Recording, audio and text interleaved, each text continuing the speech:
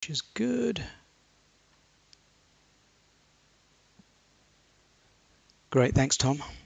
And coming up to 8.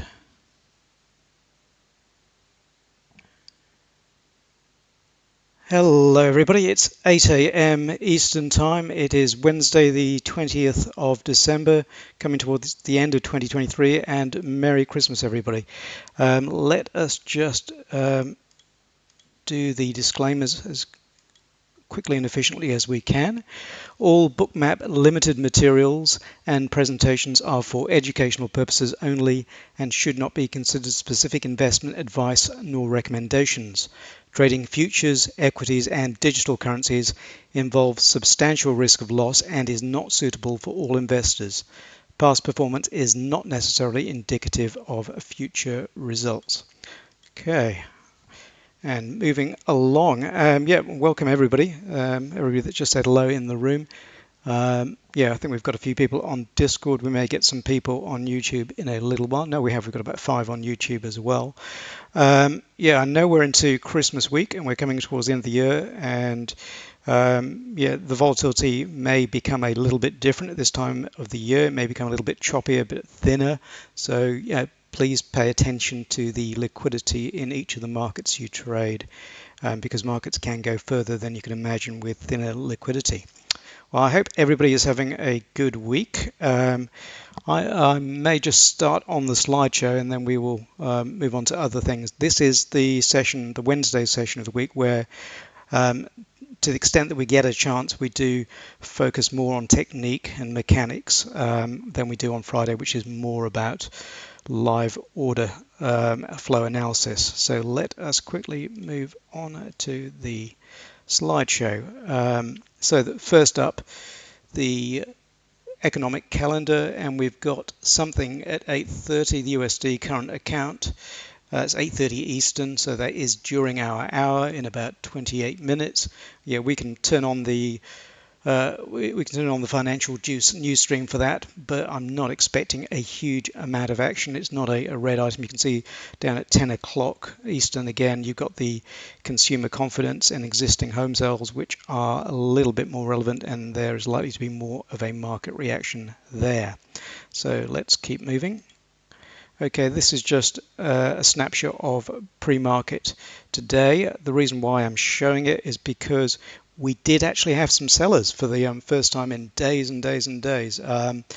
Whatever tools that you use to see when buyers or sellers are coming in the market, whether you're one of those people that uses things like delta or cumulative delta or time and sales. I'm a time and sales and visual time and sales person. You'd have noticed in Europe after the London Open that there was a significant change and that we saw some real size in sellers, and we got a good move down.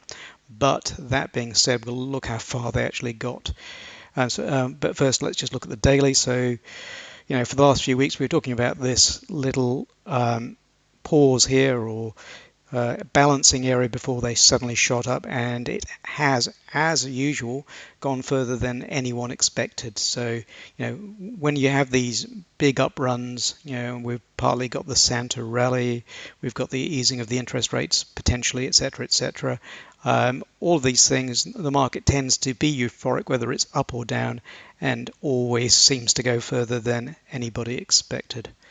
Unless, of course, you did expect 17K in NQ yesterday, in which case, very well done.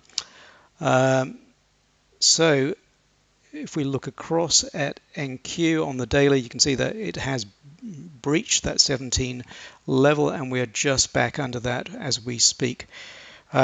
I'm also conscious today that I've got my air conditioning on, so I hope that is not affecting the audio. I'm placing the microphone quite close to my mouth. We are having yet another heat wave in Perth, so as I speak, and it is after 9 o'clock at night, we're well above 30 Celsius, so we're well into the late 80s, I think, or 90s in Fahrenheit terms. Let's keep going. Okay, this is the 10-minute. Why do we show this one? And again, it's another good example of why we have this here. We've had a down move, so you can see that nice big down move in NQ up there and ES down there. But importantly, we haven't actually managed to get below yesterday's mid. So in terms of the big picture scenario, it's not achieved anything yet. And if you look at ES, it's not even touched yesterday's mid. So yeah, so we have to take everything with a pinch of salt. So it's a lovely down move, and there were definitely some trades to take. If you were trading that session, the European Open session or the London Open session, but we haven't gone very far yet. And when we go and look at the TPO and have a higher level analysis of the profiles, we can have a look at that.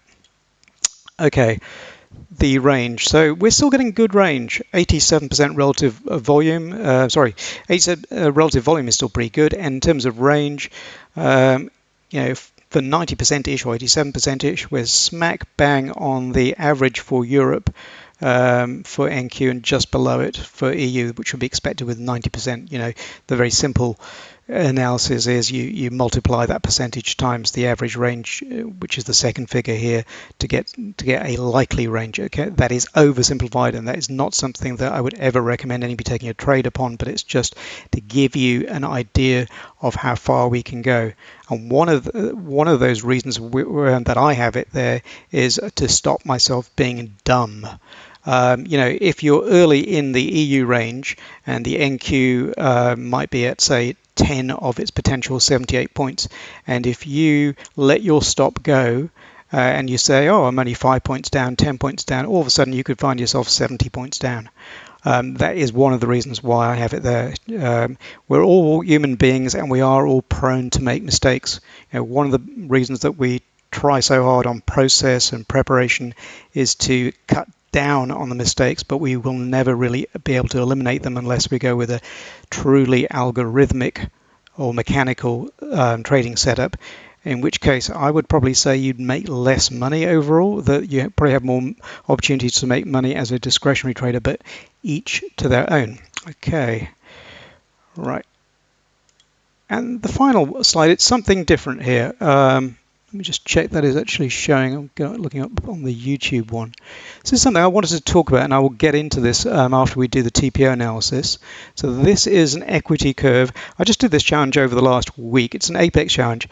You'll find in a lot of these Discord forums and on a lot of YouTube videos, they talk about prop trading challenges. So I'm going to, a little bit later today, not during the 8:30 release, but during this hour, talk about this and my experience with this over, I think it was 8 days, 8 trading days. You can see I passed a couple of high-level points before I get to it later. Is one thing you should know is that the equity curve to get to the $3,000 or $3,000 target is certainly not linear.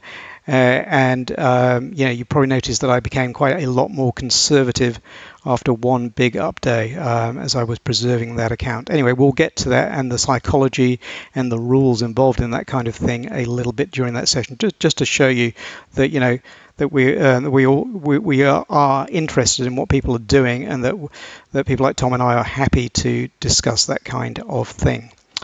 Right, so let us go back to the charts. Okay, let's go back to over here. So a very quick high level zooming in on ES. This is on the right hand side. I've got my tablet with me today, so I am going to draw at various points as well. And by the way, I have just moved my YouTube out of range, so I can't see any questions. Tick Patrick, nope, and no probs. Okay, great. No problems with sound, I hope. Okay, so I hope all the sound is fine, both on Discord and YouTube, and I will try and speak slowly. Okay, so the first thing that we notice as we zoom out or zoom vertically on ES is that there's nice liquidity bands up above at the 4825 and 4827 that are resting. So if we zoom out, we can see they've been there for the entire ETH session. And the second thing we'd note, that's something that, one of the things that I like, which is these resting sell icebergs above the market, which is currently, this sell iceberg has got a confluence factor. It's at yesterday's point of control. So so I would be looking for some kind of trade. I mean, here we've got a double bottom or a test of a demand zone to trade up to there. Looking for a long from around about. Let's just draw this. So you've got this level around about there, and so you're looking with a smallish stop, probably about 1.5, 2 points, and you're looking for a target the main target, regardless of where your scales are, but the main target really is 945 points for that one. Whether it goes up much higher is neither here nor there. I find it helpful to me to have a main target, and I'm trying very hard not to trade for less than 1R for the initial scale. So that's just, again, that's how I have been using it. And the caveat there is that when you see three massive sell icebergs like we saw on Friday's session, it kind of throws that potential setup out of the window, and it's not something I take because they're just too aggressive in moving it down at that stage. And that trade that setup, as I've defined it in my own trading plan, is not there when that happens. Okay, so that's just having a look at that. I'm about to go onto the TPO, and then if we look across at NQ, so you've got this big round number level that we have breached yesterday, and which is also where yesterday's point of control is. So you've got some liquidity there. And in terms of, we haven't got any resting liquidity in the same way that we have in ES in the sense that it's been there for the entire session, but we've got this level, which again is a round number, so I kind of ignore it, especially when they've moved a price or they've moved their orders off that level. So there's nothing really that excites me by way of resting liquidity. Maybe the only thing is this double band of liquidity down at 16,960 and 16,962. But at the moment, it looks like we are in a nice range over the last hour or two. And we're going to talk about ranges a little bit later as well. So that is just a snapshot picture of ES and NQ as we're looking at. So, I would have been looking for a long in ES. I'm not trading in this session, so my trading engine is off. So let's move on to the TPO. Okay, and we might just scrunch this up vertically, okay, and drag this up. Right, okay, yeah, you've seen that I've actually zoomed all the way out in this one. I did get the question on Friday, do I do any high-level analysis? Yes, I do, and if we look back on the webinars, you'll see that I do, and I do try and point out some things. One of the things that I've spoken about in the past, this is when we were way down here, was loads of these naked points of controls, which were well above, there were 8 or something above price when we were down at the lows at the end of October. And I said that once you had a significant buildup of these, then there was always a chance that that the market had been too stretched to the downside, and that we'd start knifing through those points of control. And I think we've obviously taken them all out now and gone to near all-time highs, or I will not try and measure what is an exact all-time high based on back-adjusted futures, but essentially we're up there. Okay, so looking at these naked points of control, these are the magenta lines. You can see below us we've got 1, 2, 3, 4, 5, 6. So we're beginning to count them. Maybe no, 7 and 8. If we just zoom, yeah, 7, 8. So we have quite a few. We've also got a gap, where the market gapped up, which is quite a significant gap. It is likely at some stage, this could be months away, it could be in January, February, that we will go and retest this gap. But at the moment, it's been very, very bullish. And who knows when that might happen. But of note on this chart, should we get any bearish action either this week or after Christmas, is that on this composite profile, I've added one in because people like it, and there's absolutely no harm doing it. I tend to draw them across. This is just a 4-week profile. This is on the right, and within that I've still got the order book, so you can see all these horizontal lines across of ES. Those are orders in the book right this second, but this outline here is a 4-week composite volume profile, and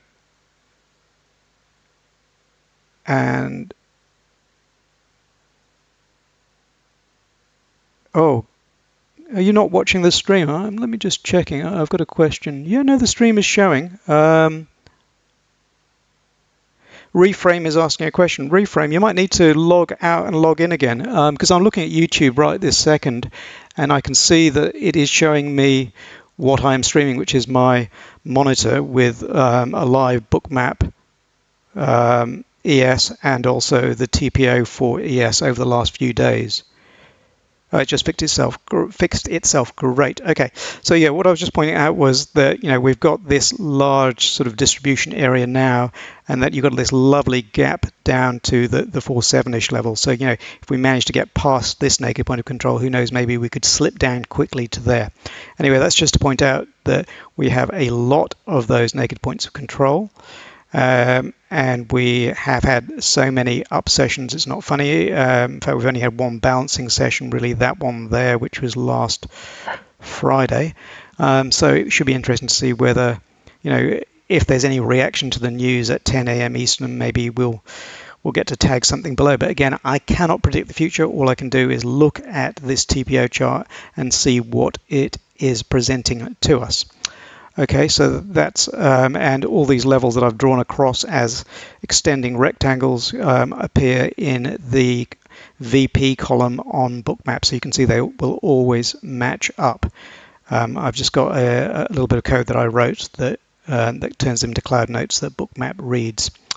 Okay, and in NQ, we've got a bit of a double distribution here on the overnight profile, which is always interesting. So we've got a nice clean split, and that split is split in half right at yesterday's point of control around the 17,000 level. So that really is as clear a line in the sand as we can get right now. So that's something that I would pay attention to come the RTH session, whether that holds or we then move back into this upper distribution from earlier.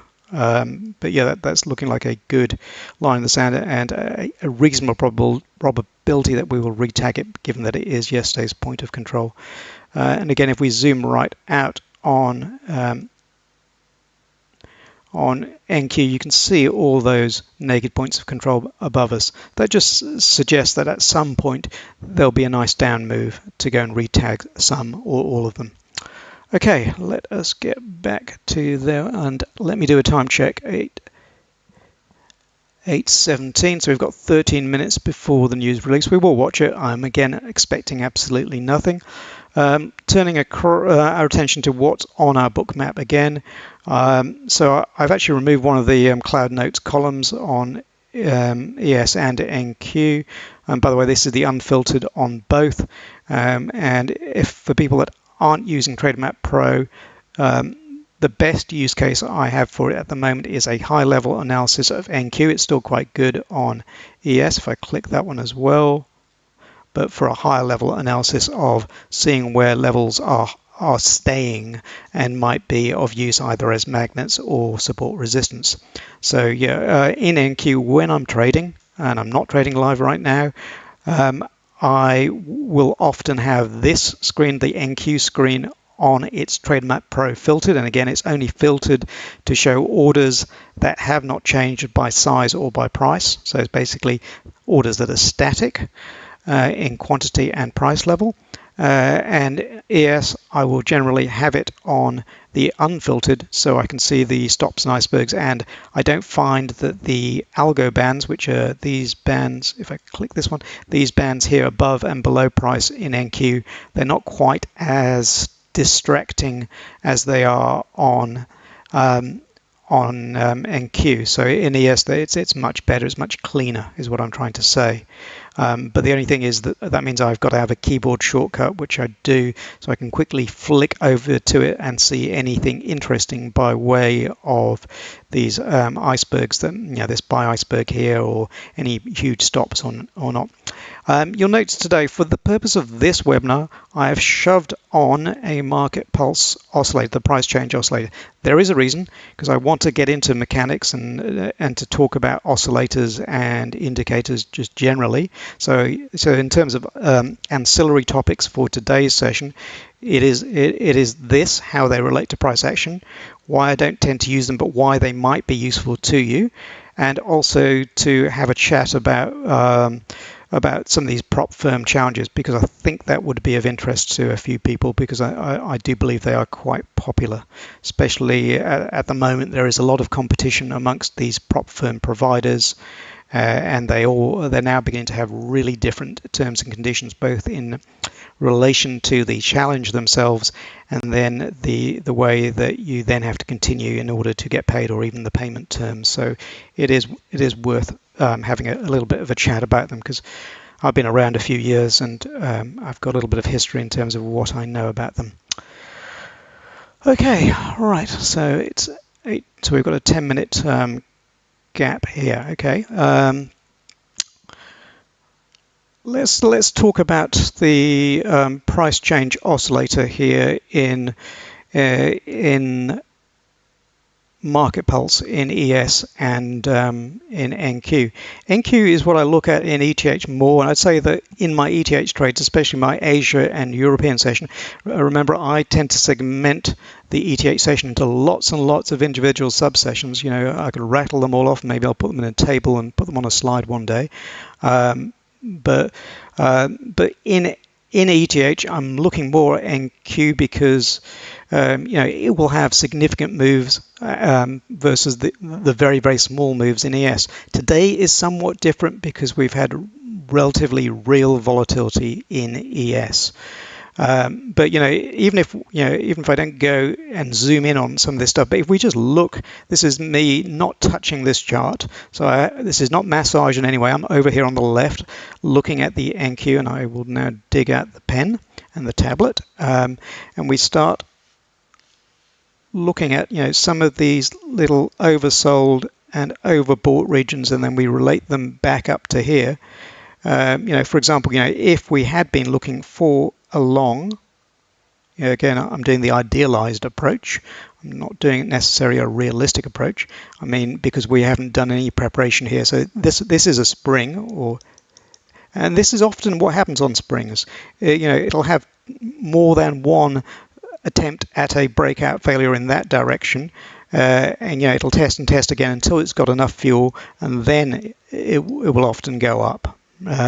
So it may not look like a spring to you, but one of the things that I want to talk about here is how the actual action relates to these oscillators. I've actually got a slide as well, so if I ditch all that.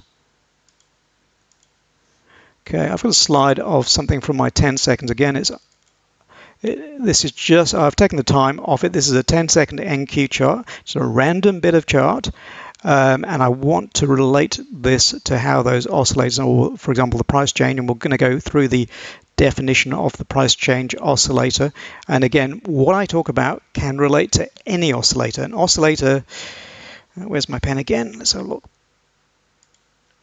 Let me just draw on this. So if I was going to draw a subchart, so let's say we had a subchart. An oscillator simply is just a wave, like a sine wave. Where it goes from peaks to troughs, right? And a lot of people swear by them. If you look at the coding that I've done on TradingView, the indicators under my name, not that I use many of them, in fact I only use a table one, and it's not really an indicator. The indicator that is by far the most popular is the one I coded for RSI, a relative strength index, which is essentially the same as this. It's an oscillator, which is a derivation of price, and derivation, I mean it's a mathematical formula linked to the price bars, and it goes from a peak, and basically goes from about 70 to minus 70, etc. It may have an extreme a bit beyond that, but that's essentially what it does. And this price change oscillator that we have in Market Pulse goes from 100 to minus 100. Okay, and maybe this is a good time. How long have we got left? 6 minutes before we have the news, and again, I don't think it's real news today. Let me just ditch that. Let us just go and look at, this is the Bookmap knowledge base. You can see the web address on the screen. And by the way, I'm not really commenting on the live order flow analysis that ES is doing, but it's slowly grinding its way up back towards yesterday's point of control, or that resting sell iceberg, whichever way you want to look at it. And you can also see this additional bit of pressure upwards that they applied by putting this block of orders in at 478.50.75. Okay. The price change algorithm can be used with any instrument and calculates the deviation of the last price from the average on an interval. The percentage value shows how the current deviation is to the maximum deviation that was detected on the interval. the algorithm is controlled by the training period and is needed to calculate the average price as well as the max drawdown from it on the given time interval. And then it's got a little circular widget, which I'm not currently showing, but it's there. I've just minimized it so it does not get in the way when I flick screens to like the TPO, because otherwise it would cover up part of what I was showing. But it's there. Right, so if we then go back to the slideshow, and we relate that oscillator to the price action that we see on the screen. Just 5 minutes to go. And again, I'm watching this gradually tick its way up. So you can see, by the way, over on ES, you can see this nice little red delta and that LVN that I've marked from my TPO, and that has held as it's now grinding its way upwards. So that red delta, if you haven't come to this webinar before, what I look at on this bookmap column in particular, and this is a delta column, this is a volume profile, and they're both chart linked, so it's what is currently visible on the chart. What I'm looking for on these up moves, or when I'm looking for a long, is trapped red delta, i.e. potentially trapped sellers, to give us the fuel to go up towards this being the main target, being that yesterday's point of control and the resting sell iceberg. So that is why that's there. And the volume profile, which again is quite narrow, and I could have made it much wider, and then we can just zoom right in and out. It's to show where these distributions are. So it's really a live analysis, or live working out whether we are getting into a distribution, rather regardless of whether we are in one at the moment. Is one about to form, or are we in a pure trending motion? You know, going back to its simplest, corest basis, the market is either moving in a trending fashion or it's bouncing, i.e. in a distribution pattern, which is this nice bell curve here. So yeah, that's what we're in at the moment, and that's why I have it there. But because I've got other tools in Sierra, I don't feel I need to have that very wide, so I have it quite narrow. I quite like the delta being quite wide, so I can see that.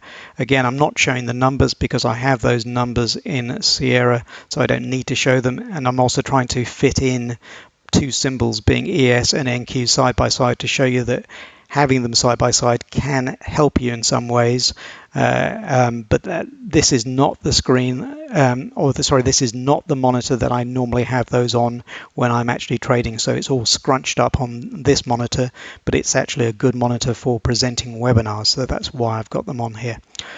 Okay, right. Okay, so I'm just going to talk about price. Hold on, 2.5 minutes. So I'm going to start very quickly talking about price action that we get in NQ, and then we're going to come back and talk about that oscillator and how it relates to that. So for the next 2 minutes, I'm just going to scribble on this chart here, this screenshot here. All right.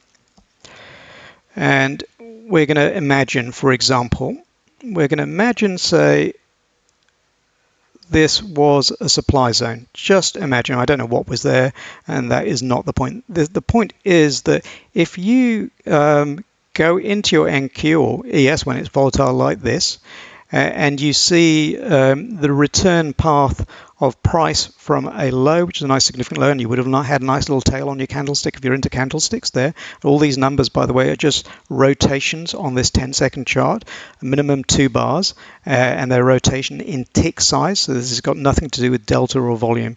And I did explain why I've got this there. This is really to give me a rough idea of the stop sizing for my trades, on the basis that I cannot predict the future, and I'd like to know when I should be out of a trade, i.e. when I should be stopped out. So, and I've said before, you can do it on several bases. Looking at these numbers, you can do it on the basis of half a large rotation, or a full size small rotation, or an average between the two.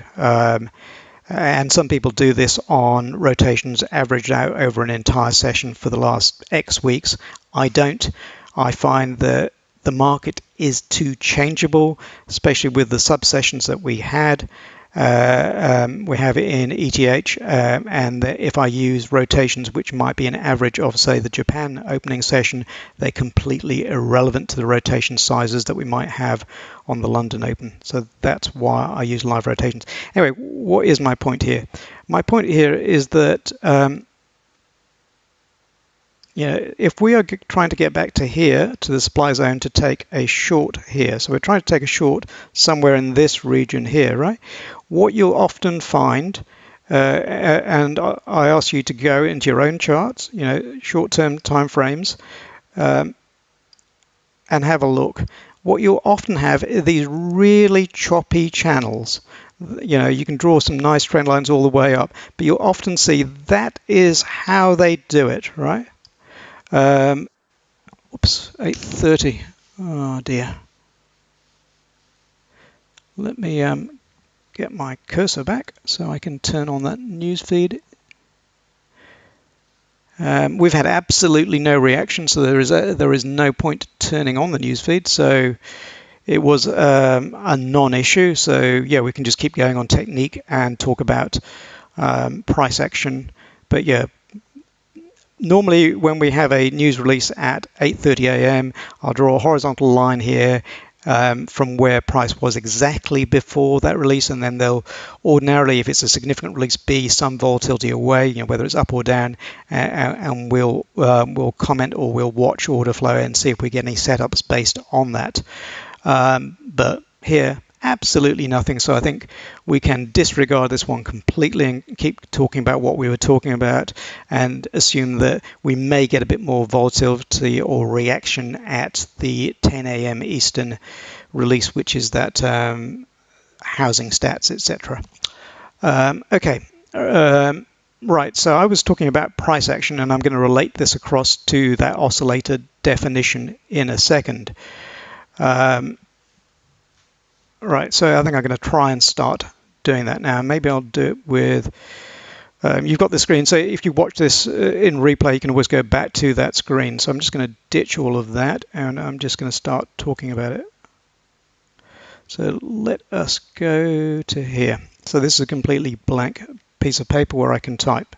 So if I said that the market pulse price change was based on max deviation, average definition, average deviation, current deviation, a training period. And there's one other thing, that if you go into the volume pressure imbalance, which is essentially the same thing as this, but with one other tweak, but applied to a volume or delta volume, there's often a half-life. There's a bit of an overlap between half-life and a training period. Sorry, I had Financial Juice running. They were just talking, so apologies if there was a Financial Juice person speaking in your ears for those of you on YouTube. By the way, I've got to check there's no questions or comments in YouTube. Okay, great. So there's no questions. Okay. So if we then draw what this effectively does,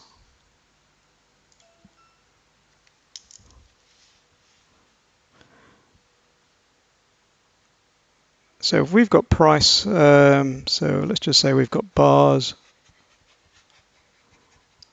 right?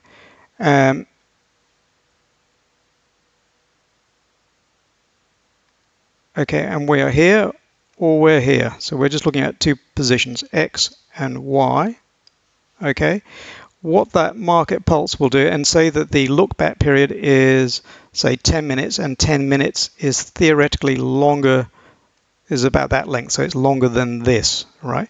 What this is doing is it's looking at the max deviation in price, which at point X will be that length there, and at point Y will be slightly higher, right? I'm sorry, I apologize. Let me just, I've got the last bit wrong, so apologies for that one. Let me just get rid of that one. I didn't mean to completely scribble it out. Let's just do that again.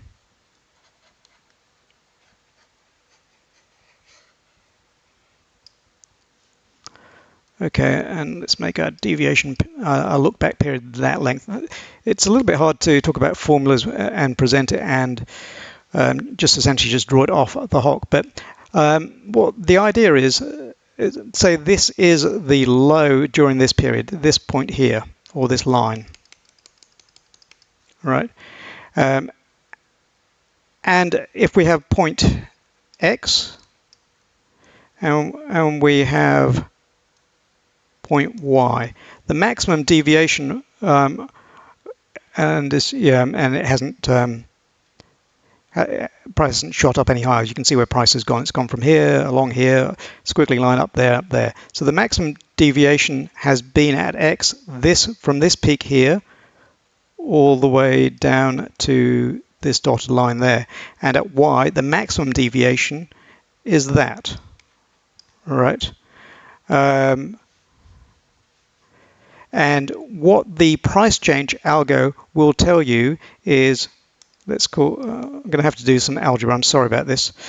So if we call that B and we call that A, I'll try not to do the algebra, so I'm trying not to confuse people. It's just going to basically say, how is A related to B, right? And it is going to plot a line, you can see them over here, based on what is that distance of A compared to B, right? And it's obviously going to go on the basis, is it above or below B? Is this point above or below where that deviation was from? And that's all it is. So I'm not quite sure if I've explained that well enough, but it's basically looking at how, what's the furthest price has traveled in the last X minutes, and how is price now in relation to that furthest distance traveled. So that's all it does. It's simply a derivation of price.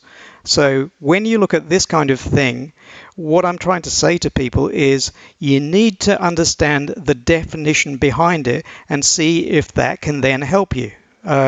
I'd probably say that this kind of thing can be useful, especially if you don't like looking at raw price, or for example you've got millions of volume dots, and we can turn those on now. So maybe we should turn them on just to see what happens when you do turn them on.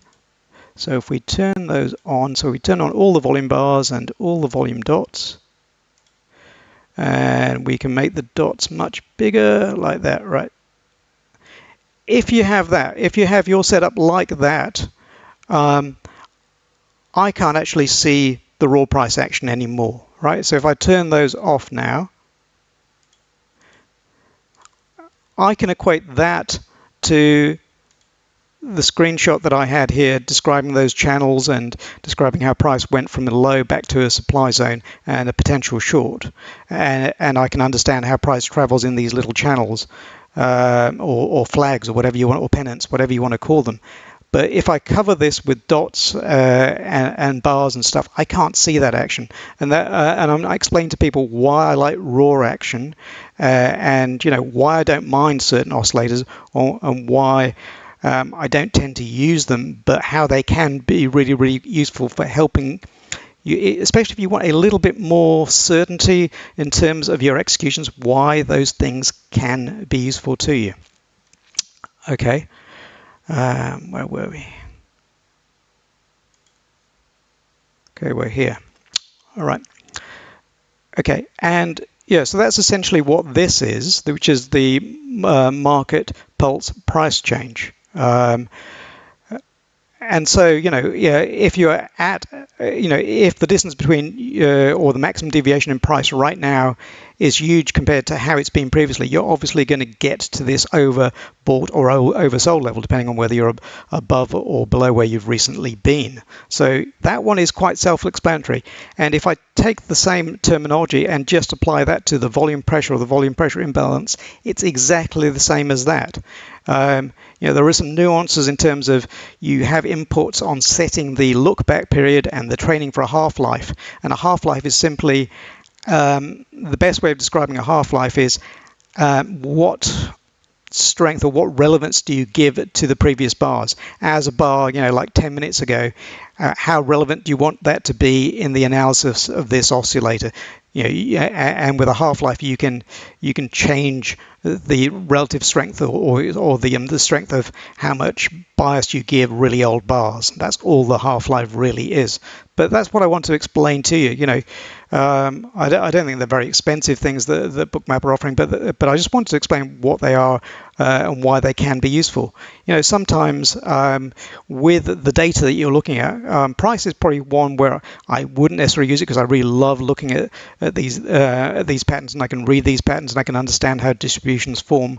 But if you're looking at something else like volume, they can become a lot more useful in my personal opinion. Where are we now? 20 minutes to go. Okay, let me just ditch all of that. Have I got any questions on any of that? No, okay. I might do some live order analysis. I'm going to start talking about that challenge as well. So let's just ditch all of that. And let's bring up. So this is the unfiltered NQ. And here we go. So we've got this. So let's just zoom out again. So, whoops, we struggle with zooming live. So it depends on what you're looking at. You can call this a head and shoulders pattern. So if this was a head and shoulders pattern, where is that pen gone? That's an A, that's a B, and that's a C. And so A, whoops, and C equals shoulders, and B equals the head.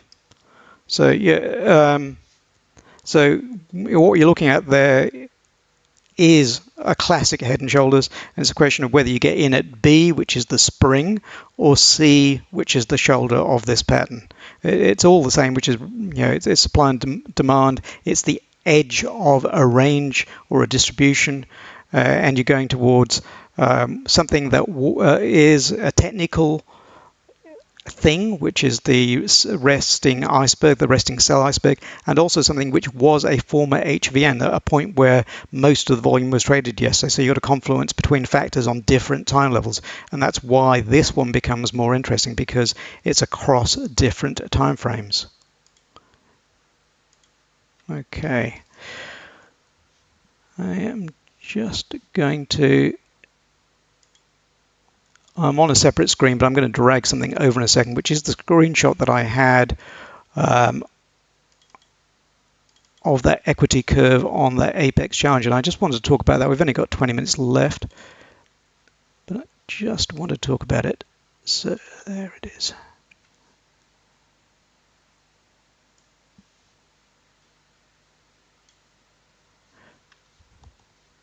And we can keep looking at price action as we get slowly, as we grind our way up to it. And if we looked at it on the filtered basis, maybe price will get back up there, back to this nice resting liquidity, which is the high of the overnight session, but we shall see.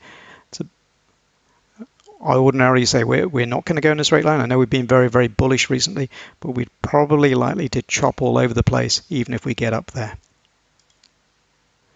But meanwhile, if you had taken a trade down here or here, this has been a relatively smooth ride in the way that price normally reacts in ES. There's hardly been too much chop on its way up. Okay, switching tacks, let's talk about prop challenges. Okay, there are lots of prop companies out there at the moment, and I know they're of interest to people because I've participated in many, many Discord chats on this subject, and there are some companies that have been around since the year dot, like Top Step, some companies that have been around a fair while, like Apex, and some newer companies around as well. Like Elite came onto the scene last year, I think. So there are loads of competition in this space, and some of that competition is certainly good, because if anybody did one of the original Top Steps and looked at the terms and conditions, both in terms of evaluation, i.e. the challenge, and also the qualified account, they'd have seen that the rules were horrendous both in terms of actually passing the bloody thing, or sorry, excuse my language, and also the difficulty getting paid at the end of the day. So it was almost like an impossible scenario that they made it ridiculously hard to do business with you, because the way they set out their terms and conditions, they were so unfavorable to the retail trader that they may as well not have been there. And what is interesting, I'm sure the internet has its archives, but if you searched back for those original Top Step Trader terms and conditions, and the current terms and conditions, and basically noticed that there was a total 180. So there were things previously, so many different rules on how you could be knocked out of a challenge, and I think they're now down to one or two rules. And in terms of actually getting paid, it was a complicated process where you had to jump through a few hoops, earn an absolute fortune, and then you got paid about once or twice a year, or basically once or twice a quarter. I'm exaggerating, but essentially that is the way they were. And because they had little competition, they had no incentive to reform themselves or their rules. Luckily, that has changed. So we've got a plethora of these people. I mean, why they might be of interest to you, and I think I jumped the gun with actually going back to this point, why might they be of interest to you? They might be of interest to you because they probably bridge the gap between sim trading. And I think sim trading, I mean, it's wonderful for a couple of days, or a few days maybe when you're starting off your trading career, but it isn't real trading. You may as well be playing the easiest video game ever on easy or ridiculously easy level.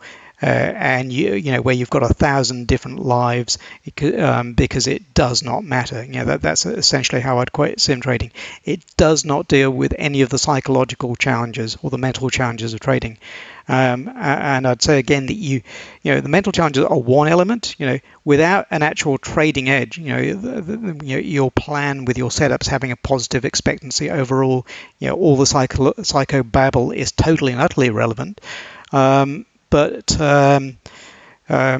once you do have something which probably, and again, there's no certainty because things change from second to second, but it's something that has a high probability of having positive expectancy and a good edge, then the mental side becomes a heck of a lot more important. And then, in my personal opinion, sim is a bit pointless. So then you've got sim, and then you've got live, and you're going to have a limited amount of trading capital that that you can throw at this. You may have 30,000 saved up, you might have 3,000 saved up, you might have 50,000 saved up, right? And it's also it can be gut wrenching or heart wrenching. Having all your capital drain in front of your eyes, breaking an account, and then the mental challenges really go into play, and you really get into this fear of loss, risk of losing, etc. So that is where these prop challenges, especially some of them, have come down considerably in price, can be of interest. Let's put it like that, of interest to you. I think back in the day, Top Step was several $100s for something like a 50 or 100K challenge, $100,000 or $50,000 challenge. And now you'll see all these prop firms always have a sale, and they can have a 90% sale. Like Apex will often have a 90% or 80% sale, so that's something like a $50,000 challenge, which is what this is here on the left-hand side of the screen. Is down to $20 or less. So in other words, it becomes affordable if you don't, or something that you're happy to like buying a ticket or at a fun fair that you've had some enjoyment out of it, and if it doesn't give you your ultimate reward of whatever it is you want out of it, say X $1,000 out of it or whatever, it does not matter as much as losing all your own capital in your own account. So that's where it fits into this middle ground of bridging that gap. Okay. Now let's get into talking about this particular challenge. So you can see that I passed it on the 19th, which is yesterday, and that you can't quite see, but effectively I had 8 trading days. It looks like I had 9, but I had 8. Um, and you can see that on day 2 or 3, I had a big day, and after that, I went completely conservative. And that is the truth. I did do that. As soon as I'd had a big day, I decided I wanted to pass the thing, and it completely affected how I traded that account. And the other thing that is worth talking about this specific one, and this rule often occurs in a lot of these accounts, is that they have a drawdown, a trailing drawdown, and I can start scribbling this on another screen. Let's go back to this other screen. So I call this one prop firms. And this concept of a live trailing drawdown. Yeah. By the way, I do apologize if I'm not doing an awful lot of live order flow analysis in this particular session. It's just because there isn't an awful lot to talk about. We're in Christmas week, and you can see that ES has essentially just been grinding very, very slowly towards, towards this target, if it is a target. So they've got this concept of the live trailing drawdown. So yeah, let's do an example. Say you've risked $200 on a trade. Sorry, I covered my cursor. On a trade, you are up $100 during the middle of the trade.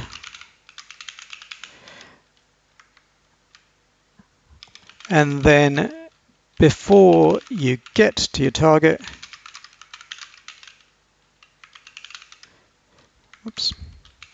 you get stopped out at the full $200. I'm just doing the conservative values on risk because for this kind of scenario, for doing those challenges, that is what I would do personally. I would not take much risk per trade because you don't need to. If you're taking an awful lot of risk per trade on something that only has a $3,000 overall target, it's like roulette rather than what you're hoping to play, which is more of a blackjack or poker type game. Okay, going back to this, and you stopped at the full 200. Your actual trailing drawdown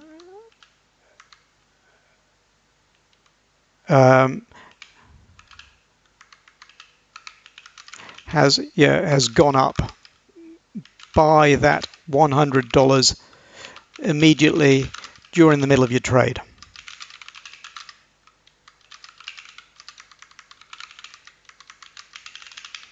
Totally affects the psychology of how you manage your trades.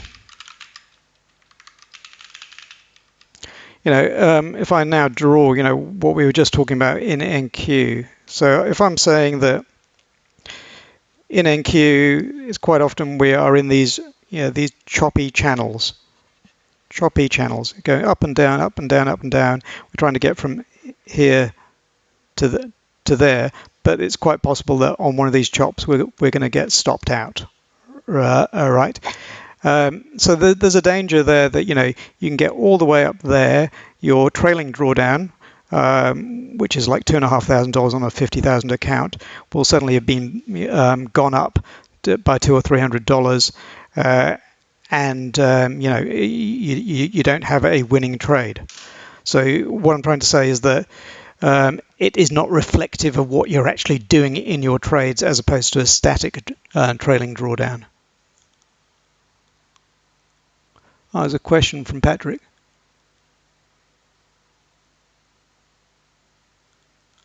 Patrick, you're quite new to this. You've got I'll answer Patrick's question quickly because he's asking, why use Sierra and not TradingView? I use both, Patrick. I use them for different purposes. Just in a nutshell, I use TradingView because I get to see a plethora, as in many, many different symbols.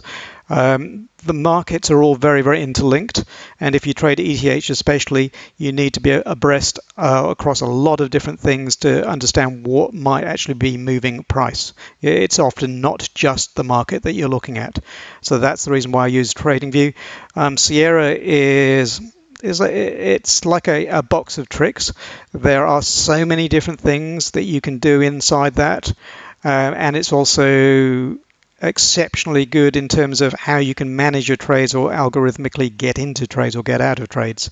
It's a very sophisticated platform, and it's also very programmable friendly, so you can do all sorts of things through the C++ language. I know I can program in TradingView as well, but the other big difference if you're trading futures that I should not forget to mention is that something like Sierra, and there are plenty of other platforms that do this as well, have native tick by tick analysis. So every single tick, it gives you the data, whether it's the price data, the volume data, etc.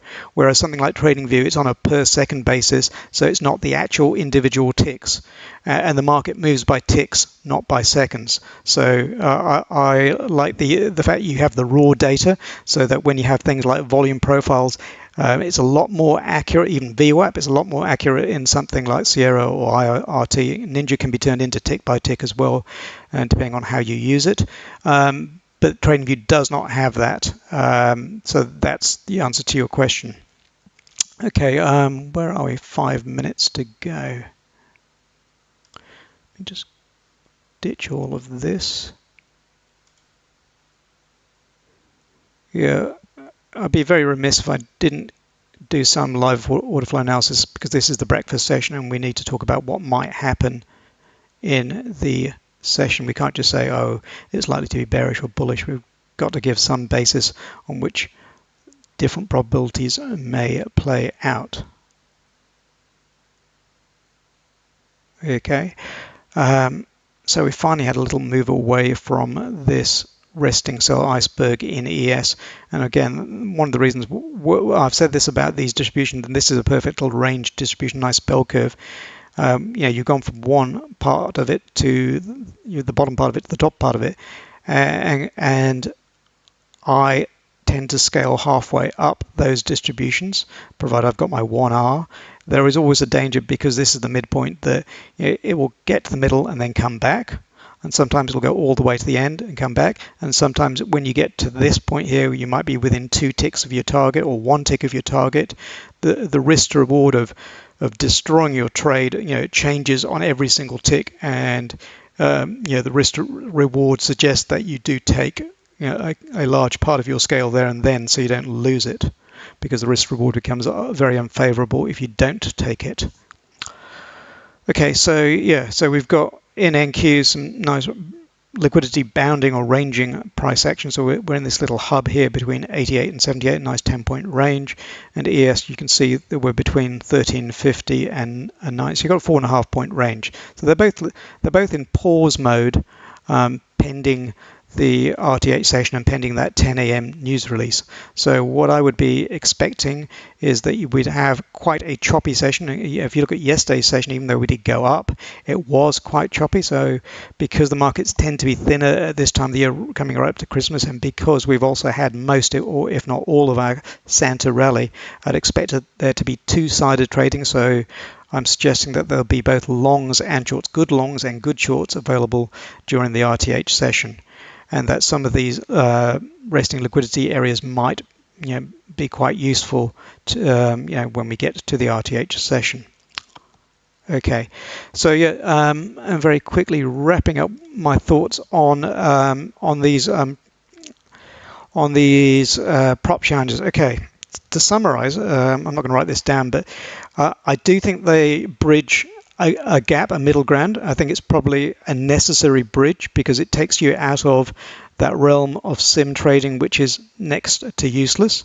I would not put all my eggs in the basket of one of these prop traders, because you do not know how long they'll be around or whether they will live up to all the rules that they have set themselves. Some of them are more reputable than others. I'm not going to defame anybody here, so I'm just going to suggest that people do their own due diligence.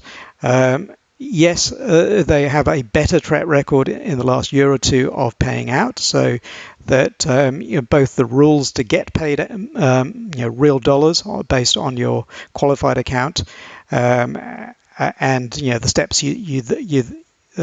both the steps you need in terms of the challenges you need to get to them, and the actual payout mechanism have been simplified and improved substantially, so that they are much better. and some of them have much better commission rates than others, which is something else to bear in mind, that if you look at some of those challenges, that the commission, for example, on the micros is so bad that it puts a second hurdle in front of you before before you get to the point where your winning trades are actually doing you any good. You've basically got to cover several ticks worth of commission to get into the black on an individual trade. So I'm saying yes, they do, but I'm saying longer term, psychologically, they are bad for you because that is not how you want to manage your trades. Having too tight a stop, which is essentially what I was saying, that even when you've got a winning trade, because of the way they have those live trailing drawdown rules, you're essentially forced into having a much tighter mental trailing stop for your winning trades than you otherwise would have, because you don't want to dig yourself a hole for no good reason, just because their rules said so. And I'm saying that if you're trading your own money, or you're trading these challenges after you passed the point of the trailing drawdown. I think, for example, Apex, once you get to X dollars after, this is after you passed, then the trailing drawdown goes away. So once you don't have a trailing drawdown, you're going to manage your trades in a much better fashion, in a more realistic fashion. Again, I mean, one of the points I keep making is that we can't predict future price action, so that even if we say we got in here long and we've got a high probability of getting up to here where this yesterday's point of control or that resting sell iceberg is, we cannot predict that the price won't in this distribution range go to top, bottom, top, bottom, top, bottom 4 or 5 times before it goes up there, if it does go up there. So that's almost forcing you with their rules to take control of predicting the future and doing yourself harm by way of mentally being able to handle this type of choppy action, which is often the case that you're going to get in really good trades as well as really bad trades. Okay, I think I've gone past my hour. I hope that was of relevance to some people, and it wasn't just me babbling on again. But yeah, I better hang up. And thank you very much for coming. Slightly different webinar this time, but thank you all for coming. I will close it.